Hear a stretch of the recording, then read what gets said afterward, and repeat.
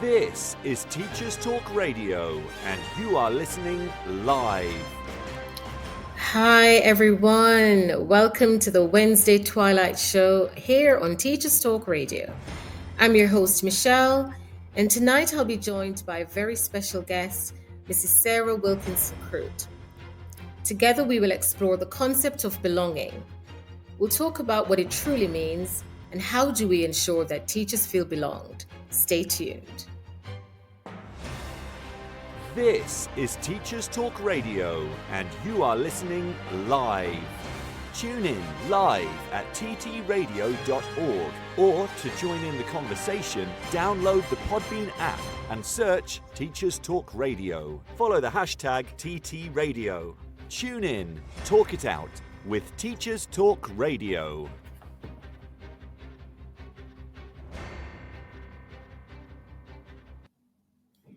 Welcome, everyone. Welcome again to the Twilight Show. I'm so excited to be back to share with you and to discuss another intriguing topic. Tonight, we're looking at what if we don't belong? And that's the topic, rethinking teacher culture. And so I'd just like to explore that with my guest tonight, looking at what does it look like to feel belonged? Why is that important? And what should it look like? Last week, the last show, my guests and I, we talked about teacher exodus and the number of teachers leaving the classroom at a rapid rate. Nothing new, but a topic I thought would create a fresh insight into the real reasons why teachers were leaving, as I spoke to two ex-classroom teachers who are still educators. They haven't left education, but they've left the classroom for various reasons. And so tonight I want to explore one of the factors that people often refer to when they give reasons for leaving the classroom, and that is the feeling of belonging. So as usual, I always like to give a really brief background and to the topic, and then we can get into the discussion. So broadly, belonging is the felt sense of being accepted, respected, included, and supported by others in a group or organization. And this definition came out of research, educational research specifically, popularized by Goodnow, 1992-93, and it was really created for students, that sense of acceptance, being respected, feeling included. And however, that has then transferred over to teachers. And that same core concept applies to teachers today. And that idea of belonging, feeling valued, connected, and able to contribute within the school community. And that's what it's all about. And that is one of the contributing factors, as I said before, that people mention when they say they walk out of a school or they leave the profession entirely because of that lack of feeling as though they're a part of that particular culture. So we're going to take a short break, give you some time to grab yourself a cup of tea and your favorite biscuit, get comfortable. And when we come back, have your questions ready for my guest, have your comments as well, and just join in and engage with us. So do stay tuned. We'll be right back. At AQA, we work with the UK's largest teacher network to shape the future of assessment. With Teachers for Students, we ask questions today that matter tomorrow. The 7,500 primary schools are already using Kapow Primary to boost confidence in teaching foundation subjects. Our expert-created curriculum planning, lessons and CPD are here to support and upskill you, whether you're a subject lead or classroom teacher. If you've got knowledge gaps in art, music, computing or beyond, we've got you covered. Head to kapowprimary.com and empower your teaching today. This show is brought to you in partnership with John Catt Educational, publishers of professional development books and resources that support great teaching and learning in schools around the world. Don't miss out. Level up your professional development today and visit johncattbookshop.com to explore the full range of titles. Welcome, everyone. Thanks for staying with us and for being part of the show and for being part of the Teachers Talk Radio family. Thanks for joining us tonight. So, just a quick reminder tonight, we're talking about what if we don't belong? What does it look like to feel as though you belong in a particular school, in a particular culture? And if you don't feel belonged, what should you do? And how do you identify that? And so, without any further ado, I'm just going to welcome tonight's guest, who is none other than Sarah Wilkinson-Crute. She's not new to Teachers Talk Radio, but we haven't spoken in a while. And in my opinion, she has a wealth of knowledge that I always like to tap into. She's an English teacher by trade and has not only stepped up into senior leadership as assistant principal, leading in teaching and learning, CPD, and literacy, but she's also completed her master's in learning and teaching and has published an article on the Chartered College Teaching website. Sarah is a mother, a wife, and a very dedicated professional. And if I were to sum her up in 2 words, based on what I know of her, is resilient and determined. So, Sarah, thank you so much for joining us. It's been a while, and I'm going to be so overjoyed to hear your voice. Hello, can you hear me okay? Yes, I can hear you. Oh, good. That's good. I had a few technical issues to start with, but I'm all good now. Yeah, we're here. That seems to be the theme for me in the last couple of shows, but it's all good. We can hear you, and we're going to get started straight away so that we can make the most of the time that we're spending together. Lovely. So, how are you, by the way, Sarah? How have you been? I'm busy, but I'm very well, thank you. Yeah. Excellent. So we're talking about belonging, and I'm going to first of all discuss some of your personal experiences of belonging. So before you give us your own definition, can you share a moment in your career when you truly felt you belonged in a school community? And what made that experience stand out for you? Yeah, I mean, I would say my current school that I'm at now, I definitely feel that belonging, which I hadn't really felt before in other schools. And I think that was more to do with the people in the school than anything else and the culture that had been created. So everyone, was pulling together and everyone was a team and we was all going in the same direction. There wasn't any sort of, disjointedness or anyone trying to fight their way to the top or anything like that. It was actually quite easy to kind of slip in and join that culture. And it was the first place that I actually felt quite at home. Oh, fantastic. So what made that experience stand out? Is it the fact that you felt at home and that you didn't feel like you were in this dog-eat-dog world? Yeah, do you know what I think it was? It was that I could be myself. So whereas before, I'd kind of always, I was always, we are a little bit of actors in teaching anyway, but it's a little bit like that. I just felt always like I had to do a certain thing a certain way, and I didn't have much autonomy, like in my teaching or anything like that. So, but at this school, and when I joined them, I fairly quickly found out that people listen to you. So if something's not working, they listen to everybody, and everybody has a voice, and it felt like I could just be me. Fantastic. So 2 key things you're saying there, Sarah, being yourself and having a voice. And I think sometimes as teachers, we lose our true identity, don't we? Because we want to subscribe to a certain persona or expectation, and we lose who we truly are. So that's so important. So you've mentioned a little bit about the opposite of that, but what impact did that have on your motivation or confidence or teaching, being in an environment where you didn't feel truly belonged? Oh, well, my mental health took a bit of a hit. My confidence as a teacher and what I believed in, why I went into teaching, I lost focus of that entirely. I questioned kind of everything I did and said to the students, and even lessons that I was adapting and putting together. I started to think, well, is that what they want? And they being, the people that were in charge at the time. And I was thinking, is this right? Is this not right? And I started questioning everything that I'd learned and along the way. I think the biggest toll for that was that I felt really lonely. I think that was the biggest thing, was that I just felt like I actually contemplated leaving teaching at one point. It got to that point where I just didn't feel that I belonged. But luckily I held on in there. Yep. Until you found your place, right? Yeah, and that's it. You just got to fight. You got to find the school. And I think with teachers, sometimes we go into schools, and sometimes it just doesn't gel. Your personality, your beliefs, your values, they don't gel with what the trust or that particular school want or have already created. So you have to find somewhere that aligns with your values and what you believe education to be. Thank you. And you mentioned the feeling of loneliness. How did you navigate that?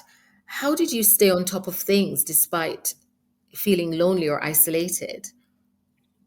Oh gosh. I think I reached out to people that I didn't work with, but current like friends that I had from previous school that I'd met along the way. Because in teaching is a very small world, and you end up like you see people, and you sometimes you have some really good lifelong friends. So I reached out to them, and I think for me, I kind of threw myself into looking at research and looking into what can make me a better teacher. And that's when I kind of realised actually it wasn't me.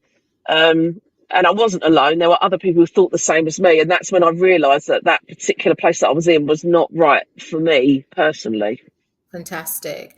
So based on the opening discussion, how would you personally define belonging in the context of a school environment? Do you know what? I think belonging, you feel it more than anything. And you just feel, if you're smiling every day, even when it's really busy and things are getting, and you start to think, actually, this is really tough. If you can look around you and knock on that classroom door next door or someone else in your department and they welcome you in and they're there to listen, you have a cup of tea and you talk it through, that's when you really believe that you belong. And I think you feel it, because if you knock on that classroom and they're too busy or people are, just forgetting that you're there and everyone's just getting on in their own individual little jobs, that's not teamwork. I think with teaching, you need to have those teacher friends and those teacher relationships with each other, because that's what gets you through. Definitely. Definitely. You need a network of people You do who are need a network, like-minded, who will support, who will listen and listen actively as well. So you know that they're connecting and they're not listening to respond, because sometimes that's what happens. People listen to respond and give you this false sense of belonging. Yeah, I'm hearing you, but are you really? Yeah. Thank you so much. So I'm going to now look at understanding why belonging matters. So we've opened up with, what does it feel like if you don't feel like you belong? What does it feel like if it's the opposite? But why does all of this matter? So why do you think a sense of belonging is so crucial for teachers beyond just being part of a team? Why is it so important, in your opinion? Because I think what we do, as teachers, educators, is, we're all kind of child first. It's all about the child and their education. That has a bit of humanity in it, and the thoughts and the feelings and the emotions that go with it, and that makes us human. And you have to have that belonging, because humanity, we have to belong somewhere. And I think you can't really be your full self unless you do belong somewhere, because you're always looking over your shoulder or thinking, is this right? You're tentative and you're not sure, and that's when your confidence wavers. So in teaching, I think it's even more important that you belong somewhere, because that's what you fall back on if you do have those tough times. Fantastic. Sarah, you've actually just quoted Maslow from 1943 and Baumeister and Leary more recently in the 90s, who said a sense of belonging is a fundamental human need that directly influences motivation, engagement, and retention. So based on that, how, in your opinion, does belonging influence teacher well-being, retention, and classroom practice? Oh, I think it's absolutely fundamental. I think it's fundamental to retention, especially because if people feel like they belong in your place of work and in this culture and this environment that you've created, they're less likely to look somewhere else, because if they do look somewhere else and they go visit another school, it doesn't feel right. You step into another school and you think, actually, I don't want to start again. This doesn't feel the same. So I think it's crucial, and it comes from above as well. I think it's not just, we're not just talking about teachers in classrooms, we're talking about SLT right up to trust level, where you have to belong. Like we're saying, there's lots of academies that are now parts of larger trusts, And I still think it's really important, even at the larger scale, like countrywide or regionals, you still feel like you're all going in the same direction. You're all there for the same thing, and that everyone feels that they are listened to, and their opinions matter. Yeah. And yeah, their opinions matter. People recognize the professional value or the value that they bring to the organization and help to build those as well. And I think we'll talk about that later on. But I often find, Sarah, is that people come with different skill sets and abilities. And often as leaders, if we're not careful, we overlook that because we're not looking at the organization as a whole and looking at the component parts within the organization. We're only thinking about the immediate things and the student outcomes, but we overlook the things that will really push and drive the outcomes. And that is the people, the human resource that we have, or teachers and or leaders as well. Because as you said, as a leader, you could also feel lonely and isolated and not feel as though you don't belong. So we can't that's so true. Yeah. And we all know leadership is a lonely place. So if that in itself is a lonely position, and then the school doesn't really provide that network and support, it will be tough. And that is why so many people have left the profession. So one more question before we take another break. What are some subtle signs that a teacher doesn't feel they belong? What are some of those signs, even if they seem fine on the surface, as you said earlier, smiling? But how can we identify if a teacher is clearly feeling a little bit left out or not a part of the environment? Do you know what? I think this is difficult, this one, because like you said, just like students in a class, there's always those ones that nod along and say, yeah, I'm listening, I know what I'm doing, and they actually don't. But do you know what I think is the biggest indicator is getting out there and speaking to other members of staff. So, walking the corridors, chatting to people when they're on lunch in the staff room. That's what you actually hear through the grapevine, what's happening.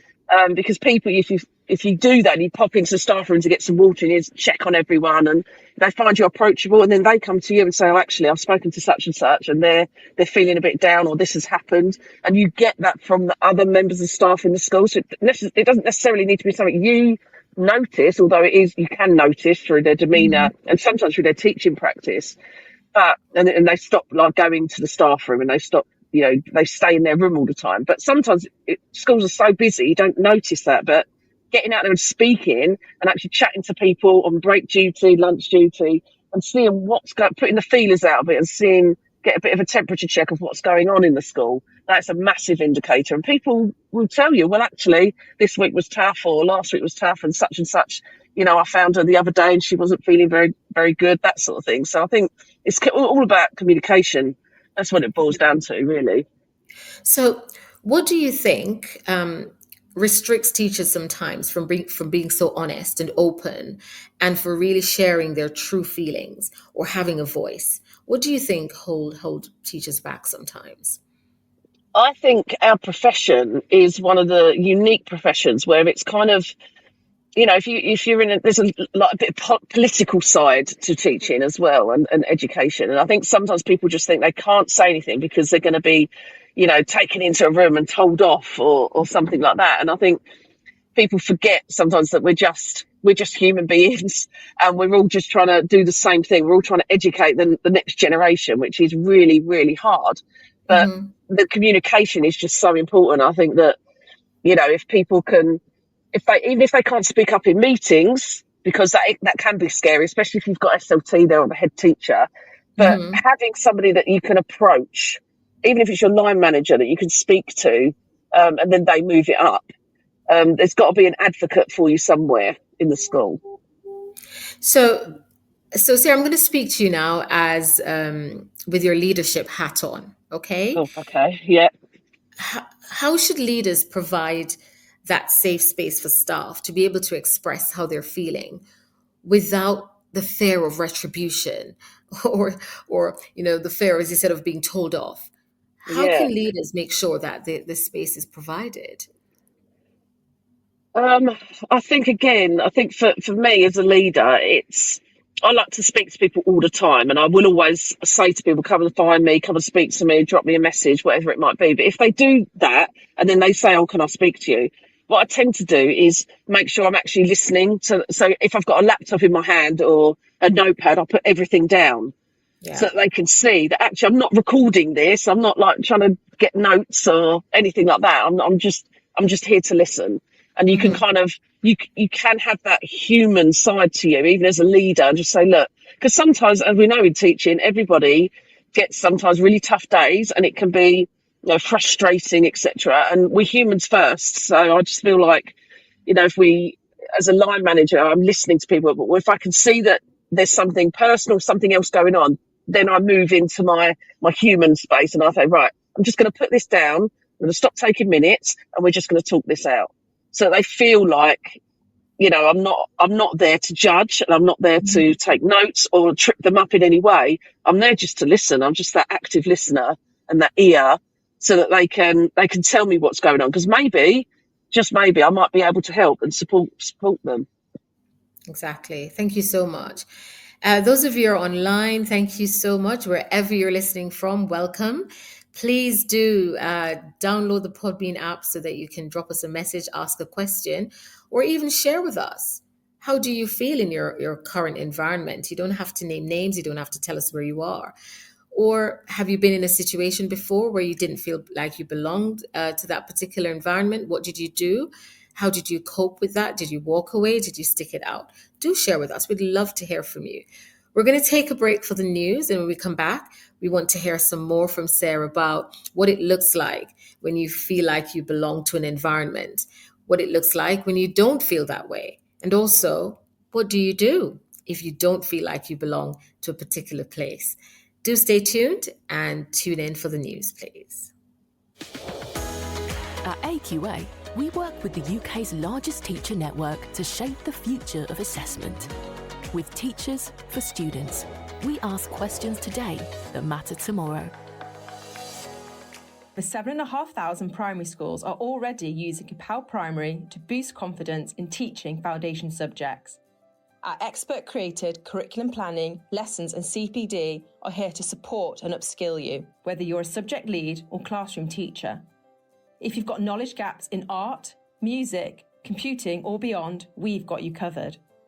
Head to capelprimary.com and empower your teaching today. This show is brought to you in partnership with John Catt Educational, publishers of professional development books and resources that support great teaching and learning in schools around the world. Don't miss out. Level up your professional development today and visit johncattbookshop.com to explore the full range of titles.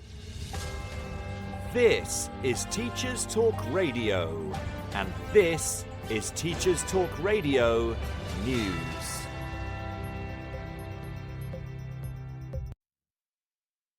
Guardian examines the results of a survey by Girl Guiding UK, which says that the majority of girls and young women in the UK alter their behaviour to feel safe.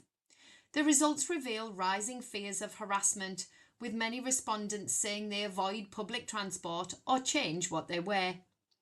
2/3 of the respondents say they have changed their everyday behaviour to try to stay safe, whilst 56% of the group surveyed, girls and young women living in the UK aged between 11 and 21, said they feel unsafe travelling by themselves. This is up from 45% in 2022. The survey, Girl Guiding's annual Girls' Attitudes Survey, found that 86% of the respondents have avoided going out after dark to stay safe, with girls of colour less likely to step out. The reasons given for changes in behaviour included to avoid being sexually harassed, to avoid travelling at night, and to avoid drawing negative comments from others. Girls with disabilities felt particularly unsafe travelling. The survey also explored misogyny in schools. More than one half of girls aged 11 to 18, 58%, said they had experienced male pupils making toxic comments, while 32% reported seeing a teacher or member of staff subjected to sexist or misogynistic abuse. 1 in 10 girls aged 11 to 16 said they do not feel safe at school, a figure that rises to more than 2 in 10 for LGBTQ+ girls and 3 in 10 for disabled girls. 1 in 10 also said they had intentionally missed school to lower the risk of sexual harassment, a figure that doubles for girls with disabilities at 21% and rises to 18% for neurodivergent and LGBTQ plus girls. 32% of younger girls aged 7 to 10 also said they had experienced a comment from boys at school that made them feel uncomfortable, while 17% said boys at school regularly comment on the bodies of girls and young women. Girl Guiding called on local authorities and schools to publish plans to tackle misogyny, and for politicians in charge of public transport to engage with girls over their fears and to make services safer. Full details of the survey and reactions can be found online. Sticking with the theme of changing behaviours, The Telegraph features an opinion piece by Sir John Townsley, CEO of the Gorse Academies Trust, which includes 15 schools in and around Leeds. Sir John focuses on the behaviours of parents, some of whom he says have brought behaviour in schools to tipping point. Sir John, in his 39th year in education, says there have always been challenges in secondary schools, but in the last decade, something changed. He says the change centred around a powerful minority of parents who are unlike any parents we have seen before. He goes on to describe this minority as dreadful parents who sidestep the reality of tough love. Sir John says these parents are not disadvantaged, but the negative impact on disadvantaged pupils is extensive and deep-rooted.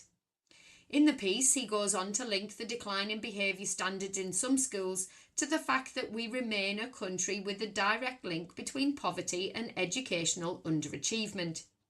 He links the behaviour of some parents to disruption because he says they live in a world in which their children can do no wrong, where their children's disruptive conduct is defended at every turn. The same parents attack schools through formal complaints, freedom of information requests and legal action. All of this, he says, has a devastating impact on morale amongst school staff and is at the heart of the exodus of great teachers and leaders. Sir John also says the reality is seldom talked about, but is now the greatest single problem facing secondary schools today. The full article, as well as comment, can be found on the Telegraph website or in Schools Week, which also reports on Sir John's opinion piece. The BBC reports that over 1,000 school children in Indonesia have fallen ill from free school lunches, in what authorities say is the latest in a string of mass food poisoning events. BBC Indonesia says that official figures show 1,258 victims of food poisoning linked to the country's multi-billion-dollar nutritious meals programme had been recorded in a 72-hour period. Earlier this month, 800 students from another province in the country had also fallen ill. The nutritious meals programme aims to offer free lunches to 80 million school children, but the mass poisoning incidents have led to non-governmental organisations to call for the suspension of the programme. A government minister for community empowerment said there were no plans to stop the programme. Victims of the latest outbreak complained of stomachache, dizziness and nausea, as well as a shortness of breath. Earlier incidents were said to be the result of negligent food preparation, including the use of expired sauces.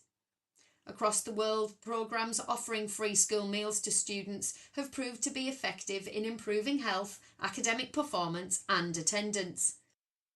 However, Indonesia's programme has seen growing food safety concerns and has led to anti-government protests. Further details can be found on the BBC Asia News website. Finally, the BBC's cyber correspondent reports that hackers say they have stolen the pictures, names and addresses of around 8,000 children from the Kiddo nursery chain. The gang of cyber criminals is using the information to demand a ransom from the company, which has 18 sites in and around London, as well as sites in the USA and India. The criminals say they also have parents' information, as well as safeguarding notes. Kiddo has yet to confirm the hackers' claims, but an employee said they'd been notified of a data breach. The hack is the latest in the series of high-profile attacks, including those on the Co-op and Marks and Spencer's. More details of this emerging story on the BBC World News website. This has been Teachers Talk Radio News with Joe Fox. Thank you, Joe. We can always count on Joe to give us all the interesting news going on in education. And I always say that's a whole other show. Welcome back, everyone. Thanks for staying tuned. Some interesting comments or a comment there in the chat, but we shall continue with what we're discussing tonight. And we're talking about belonging for teachers. And we often talk about making sure students feel as though they belong. But tonight we're talking about staff as well, because as we've discussed earlier with my guest, Sarah, it's important for teachers to feel belonged as well, because through that we have staff retention and we have improvement in student outcomes, because teachers feel motivated and they want to stay in that particular environment. So before we went on the break, we talked about, well, Sarah shared with us that when you don't feel belong, you begin to feel isolated and lonely. You begin to feel as if you're not being heard by those who are in a position of authority and should be able to listen to you actively. You also become afraid of being your authentic self, for fear of being judged, or for any kind of reprisal. And so those were some of the subtle signs as well: the withdrawal, the lack of motivation. That's signs of the lack of the sense of belonging. So in this segment, we're going to look at culture and leadership and how these things can help to support that sense of belonging. So welcome back, Sarah. We're going to continue with the discussion. Thank you for your comments so far. So in your view, what role does school leadership play in creating a culture of belonging? Because I think leadership is essential in this. Yeah, definitely. I think, yeah, it really is, because there's that old saying, isn't there, that culture eats strategies for breakfast. That's that sort of idea that, if in leadership you're bringing all these strategies and new things to the school, but if you haven't got that culture there, it's just not going to work. So I think, when it comes to culture and it comes to this belonging, the leadership team lead the way with that, because your leadership team in your school need to be approachable and they need to be on the ground. They need to be in classrooms and walking around, speaking to people, students, staff, etc. So they really understand what's going on in their school. And that will then, the staff and students will see them as everyday people, not people shut away in their offices somewhere on the third floor or something. A bit more visible. Yeah, I think that's visibility is really important when it comes to culture and belonging. I think you have to be visible, because if you're not, if as a leader, if you're not visible, whatever you say to people, that they're just not going to believe you. You're not going to be very trustworthy. They're just going to think, well, what do you know? You sit in your office all day, like typing on a computer or whatever it might be. So, you have to be trustworthy. People have to believe in you and believe in your vision for the school in order for them to feel like they belong. Yeah, I think you've just hit an important point there. It's making sure that the vision that the leaders have for the school is shared with staff, and that staff has the buy-in, and that they're a part of that vision and they're a part of the discussion. And I've mentioned this a couple of times. A previous guest said it, not having the illusion of choice, but that they are genuinely participating in those major decisions and the development of those visions. And for a moment there, Sarah, I was going to ask if you were at my conference. Well, not my conference. I spoke at a conference this weekend, and this was one of my leading quotations: culture eats strategies for breakfast. Yeah. Because, I was saying, if you don't establish the culture of the school, then the strategies, they won't germinate. They won't progress, because the culture isn't there, and that lack of trust.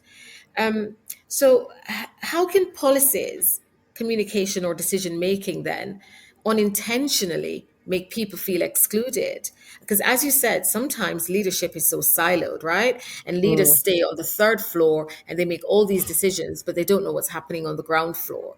So how can policies and so on, therefore, make people feel excluded?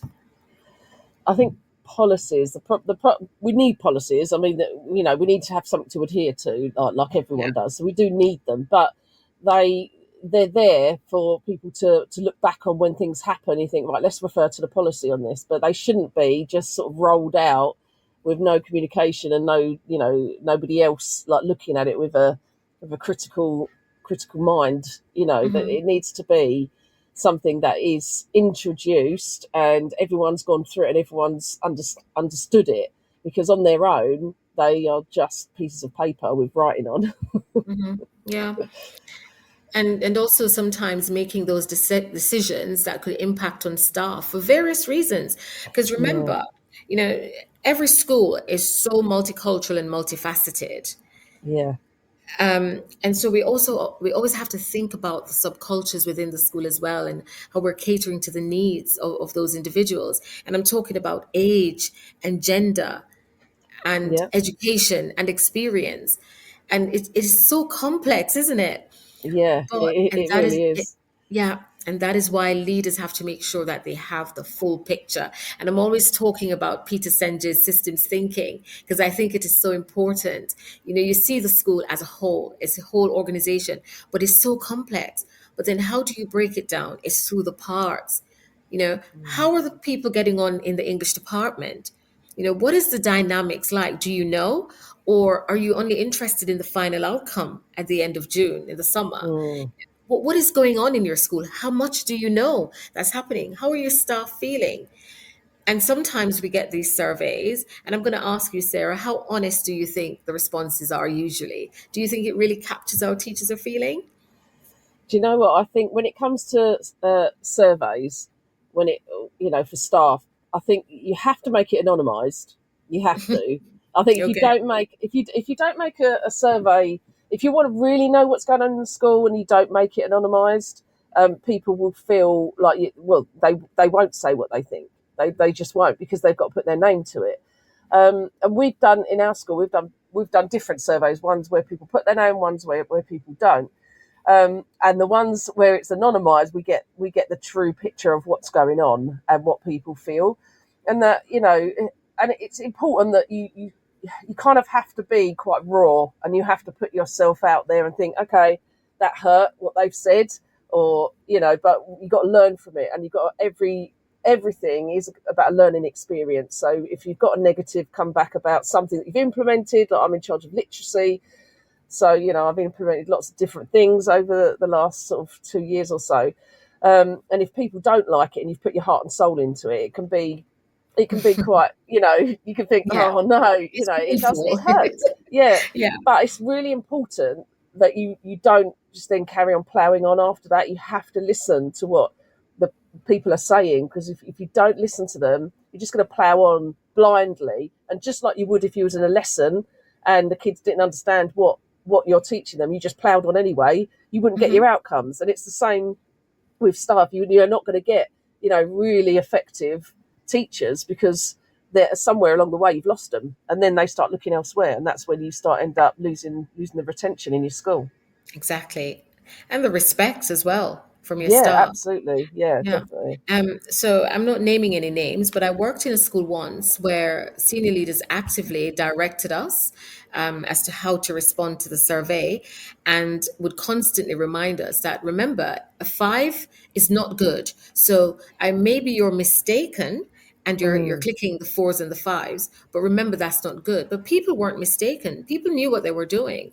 But the leadership didn't want to accept that the response was not very positive. And so they were trying to direct us to make it look good.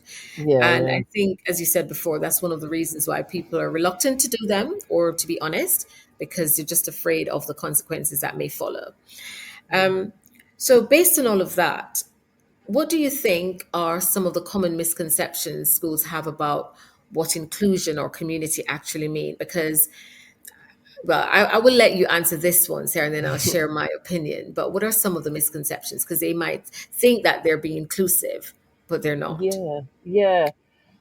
I think the word inclusion has kind of has changed, or the interpretation of it has changed. And so you've got inclusion, then you've got community. Community, people think of people and other people.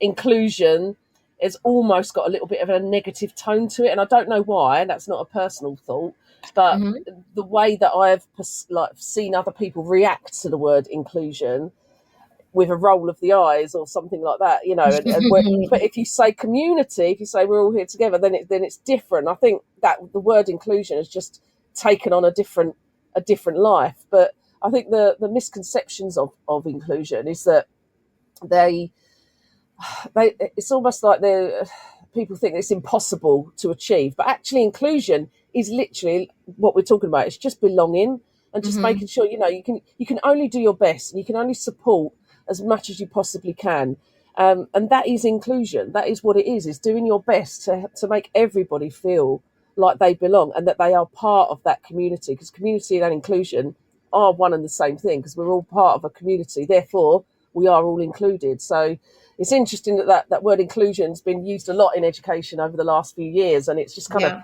it's changed slightly, but actually all it means is we're all part of the same thing and we're all doing the same thing, and we should all feel as if we are part of that whole community, and that's what inclusion is. I just think that sometimes the misconceptions are actually not misconceptions. I think sometimes people just look at it and go, oh, that word again, but actually if you change it slightly to community or something like that, which is everyone needs to feel included, and that is what community is about.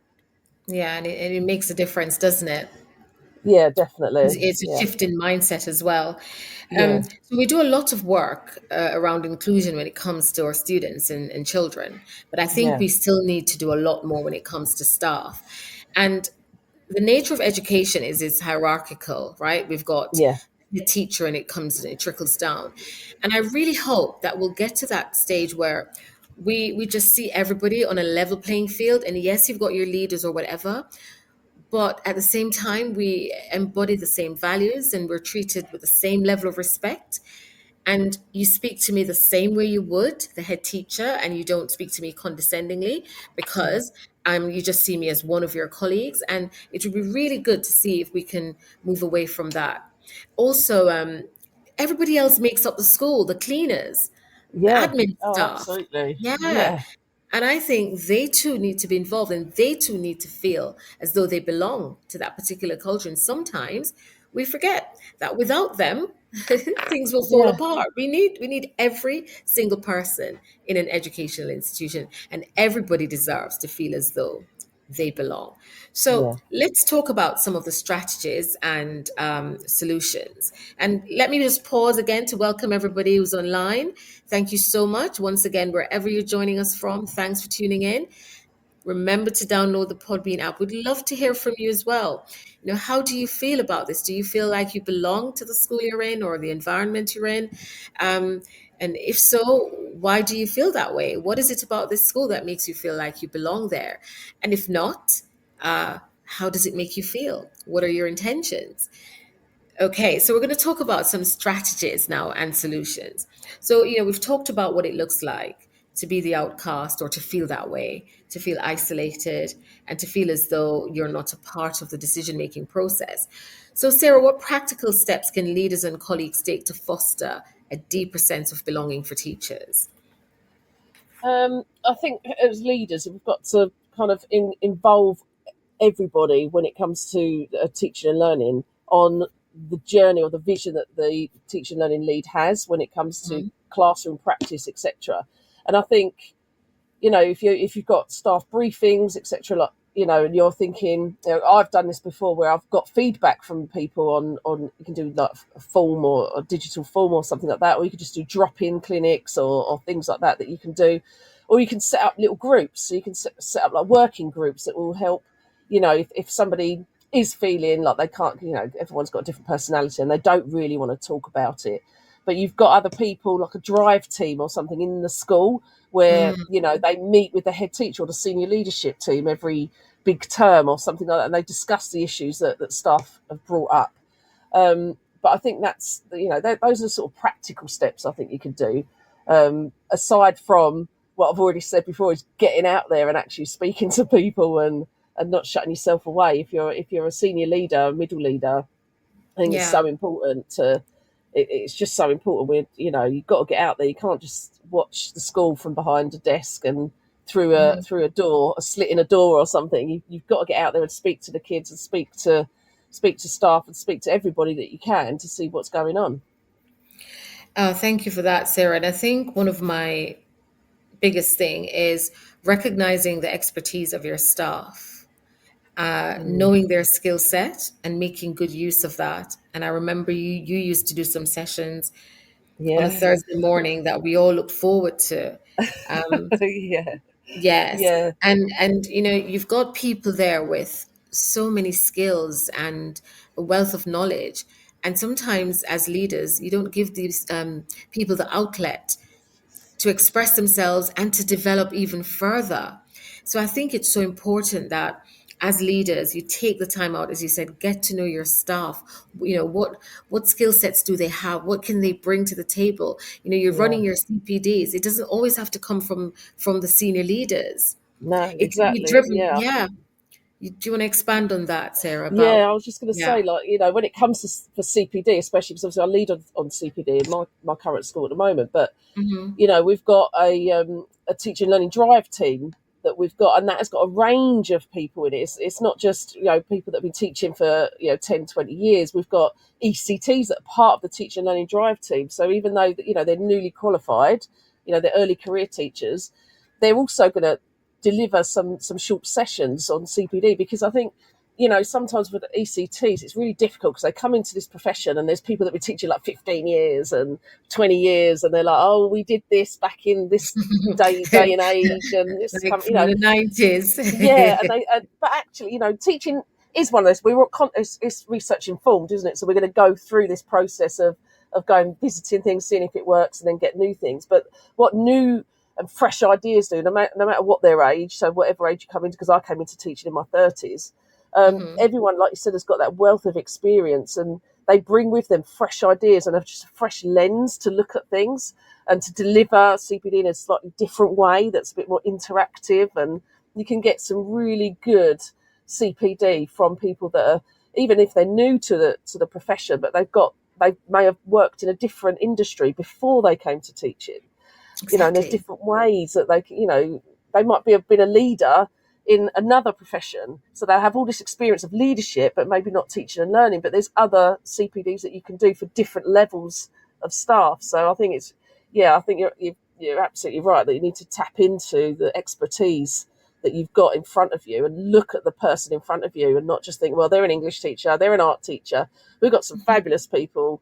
We've got English teachers that are fluent in German. We've got other teachers that have got know Japanese, and some that know knitting and crocheting, and we bring all that skill set into our school as well and teach the children that, and you can do clubs for staff. And so I know I'm going on. I get very passionate about the experience of the teachers in the school, because everybody, having someone, I came into teaching when I was 33, and I worked in the fire brigade for 8 years before that.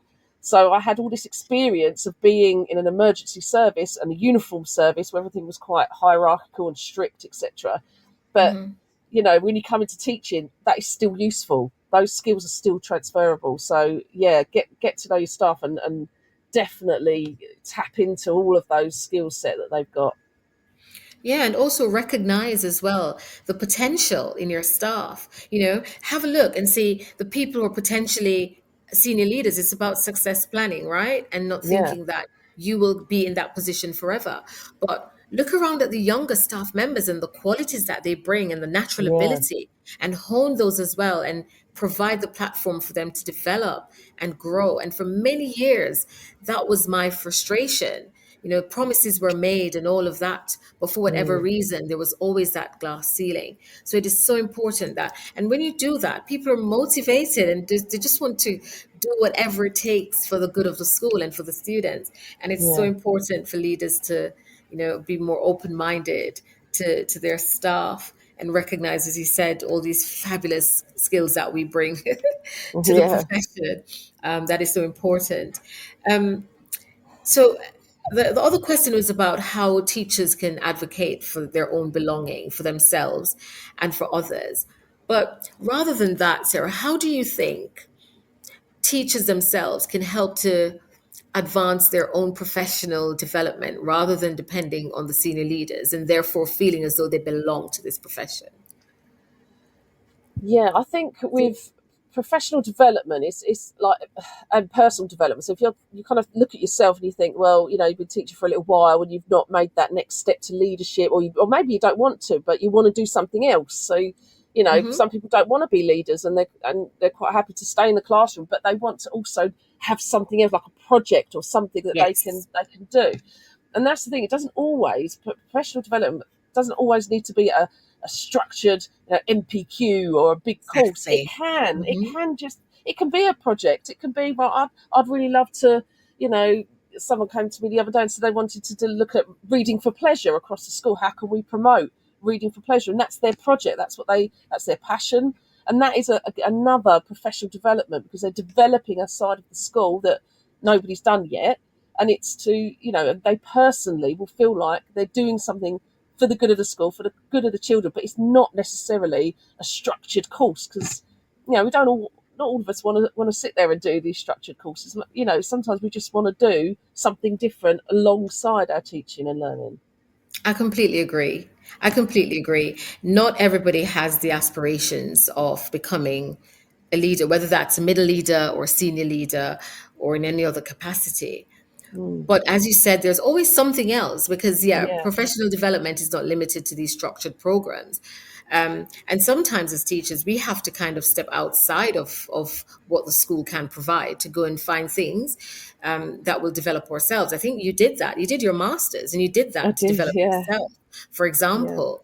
And there's so many things online as well that we can tap into. It's the age of AI as well. How many of us are up to date with that? These are things you could do and then help to develop your own department and subsequently the entire school. So there are so many other avenues that we could develop ourselves as teachers, and not just to become senior leaders. I totally agree. Today, I met with my line manager, and this is the conversation we were having. He said, Michelle, what are your team members doing to develop themselves? And I was able to outline a few people and what they're doing. And he said there's so many other things that people could do. So you're right. It's for us also to be reflective and to think, right, what else could I do to continue to keep this joy and this passion in the profession? And Sarah, I don't know if you're still doing any teaching, but I really hope that you haven't left the classroom completely. Oh, no, I am still well and truly in that classroom. Yes, that's an aside, but that's a part of who you are. So please don't walk away from it too much. We're going to take a short break, but what advice would you give to someone who currently feels they don't belong in their school? Because it happens.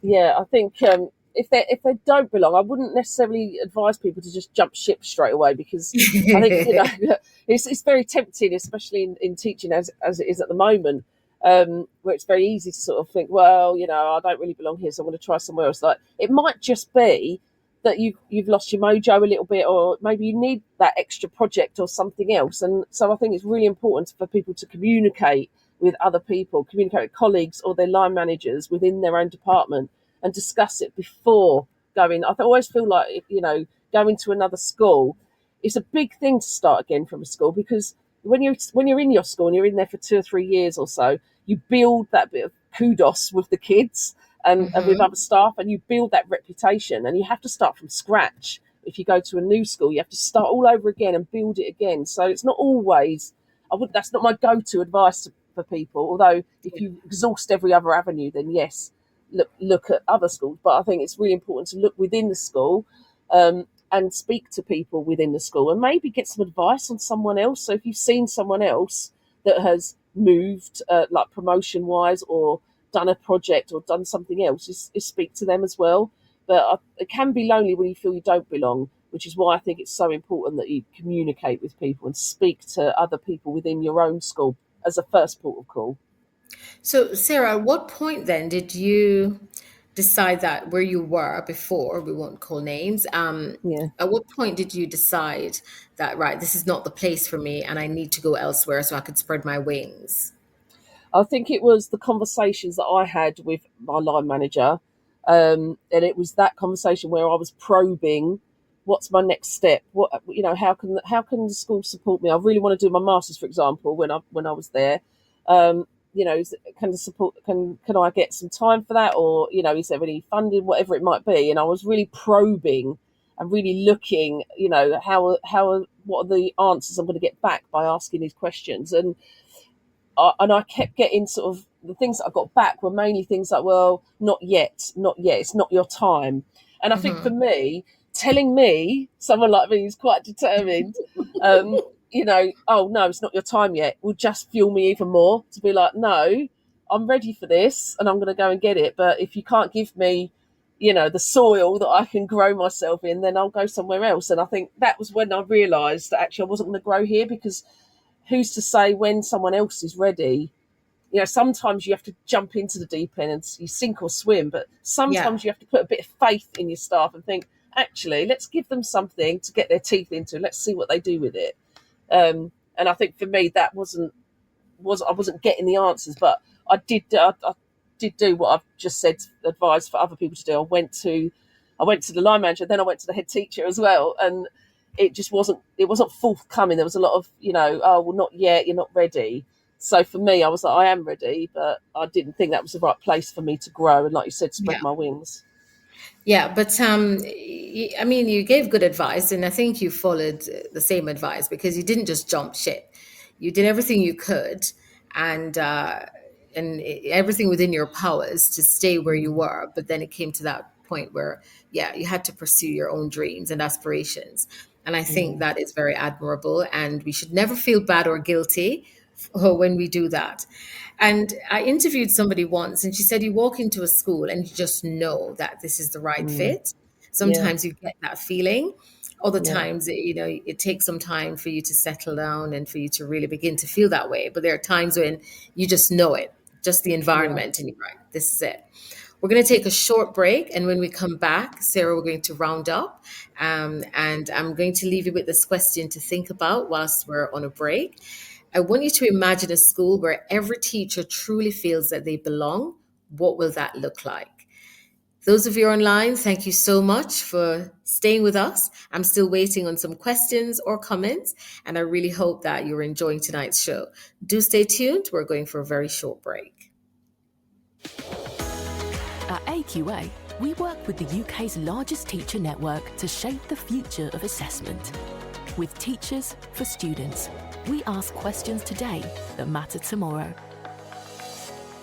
The 7,500 primary schools are already using Kapow Primary to boost confidence in teaching foundation subjects.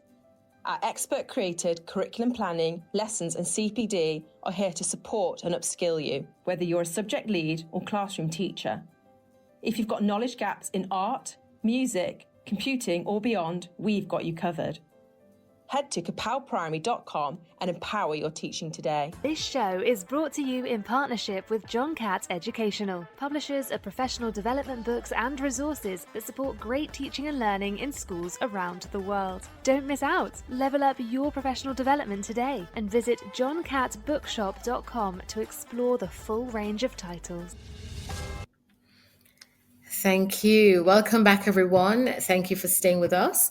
And tonight we've been talking about the feeling of belonging. And as teachers, as educators, how do we feel when we're in an environment where we don't feel as though we're respected, where we don't feel as though we're heard, where we can't be our authentic selves? What does that feel like? But equally, what does it feel like when we experience all those things? When you feel celebrated, where diversity is acknowledged and celebrated, where you have a voice, where you're part of the decision-making processes, and where people recognize your expertise and allow you to develop and grow accordingly. And tonight I have with me Sarah, who's gone through the process. She's experienced it all.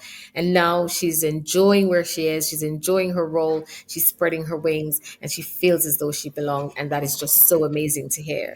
So Sarah, welcome back. Hello. And the question I asked at the end, imagine a school where every teacher truly feels they belong.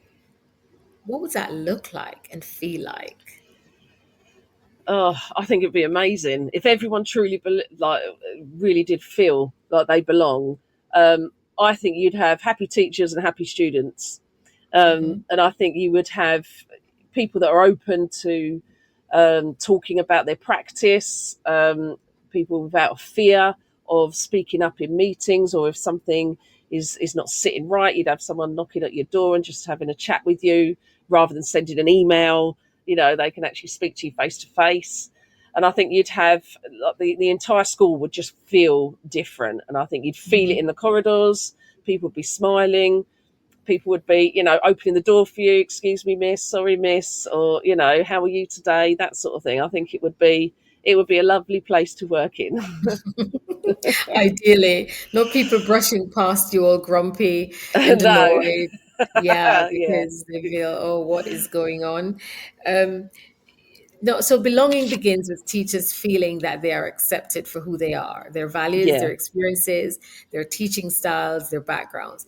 Now, Yeah. Sarah, as teaching and learning lead, do you think sometimes we strip teachers back of their natural teaching styles or the teaching styles that they've honed over a period of time in order to fit into what the school thinks is best?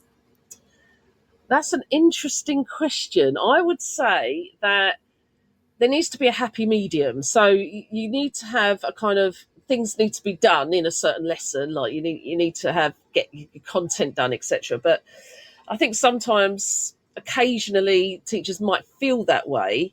But where I am now, I don't think that's the case. I think there is autonomy and people with teaching styles, and I think that's a crucial point of knowing if you're in the right school.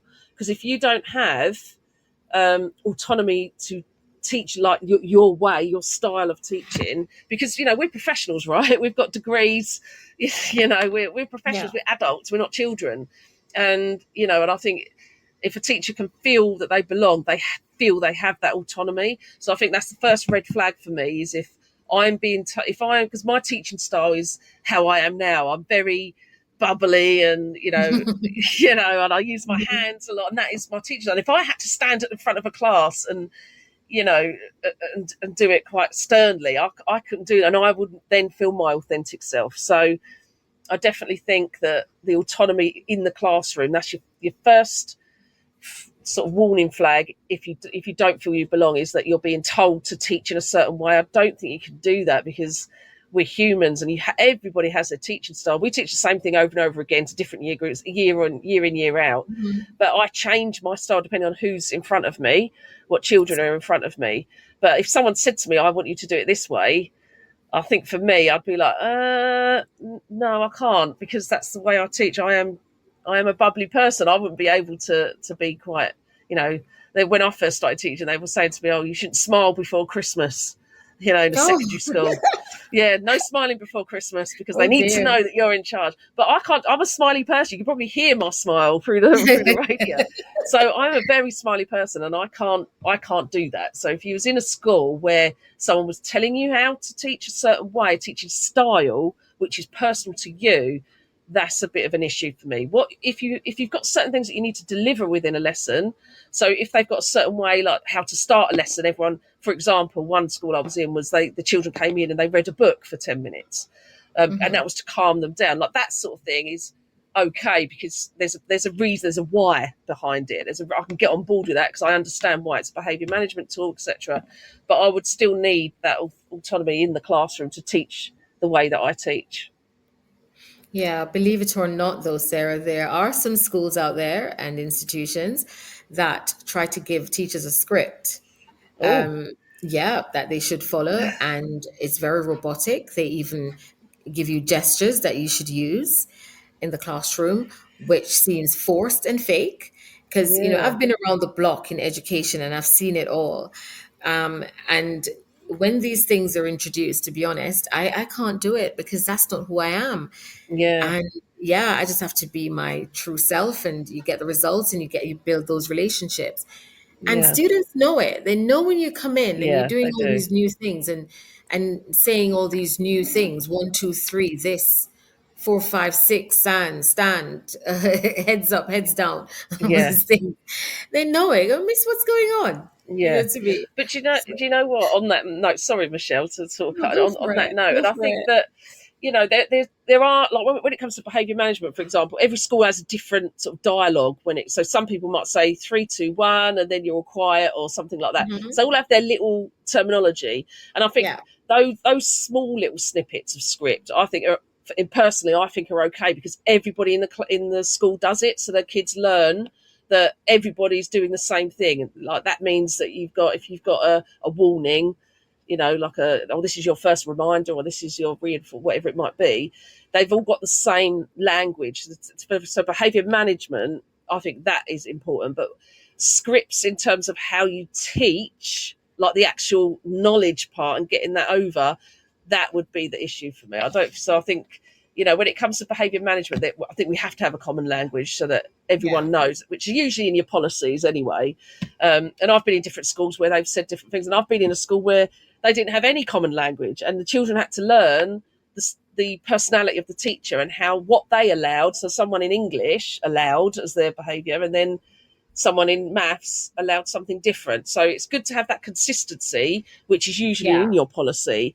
But anything over and above that tells you how you need to stand or how you need to actually teach, I think, I'm not sure you can do that. As I said before, we're humans, and we've got our own personality and our own styles, and that is and at the end of the day, that's what shines through. It's the passion for the subject that you have and the passion for education. That's what shines through, and that's what makes the kids learn, because they buy into you.